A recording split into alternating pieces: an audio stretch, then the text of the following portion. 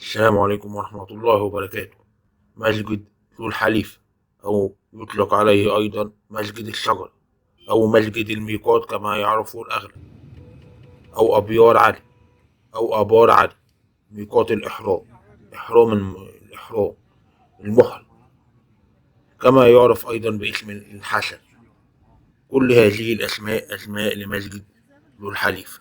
بني المسجد في عهد عمر بن عبد العزيز عندما ولي أميرة المدينة سنة 87 هجرية، وتم تجديده في العصر العباسي، ثم جدد في العصر العثماني في عهد السلطان محمد الرابع سنة 1058 هجرية و100 و1099. وكان المسجد صغير جدا، مبنيا من اللبن حجارة، ولم يكن الحجاج والمعتمرين في المواسم يجدون راحتهم فيه، فأمر الملك فيصل بن عبد العزيز بتجديده وتوسعته. ومع زيادة عدد الحجاج والمعتمرين تم مضاعفة عدة أضعاف وتزويده بالمرافق اللازمة، فأصبح المسجد محطة متكاملة للمسافرين.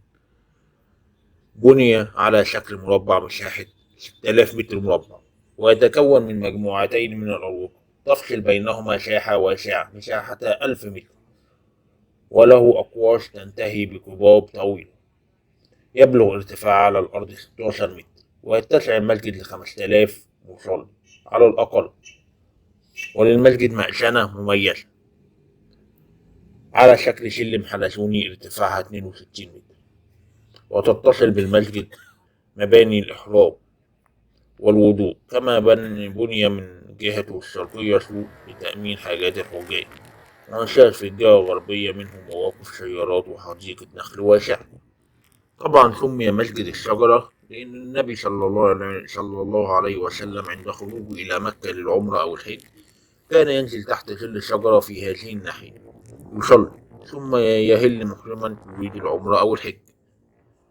وسمي بالميقات أيضا لأن النبي صلى الله عليه وسلم كان من أحد الأماكن اللي حددها، الخمس أماكن اللي عينها النبي اللي يحرم منها اللي بيريد الحج أو العمرة. شكرا والسلام عليكم ورحمة الله وبركاته.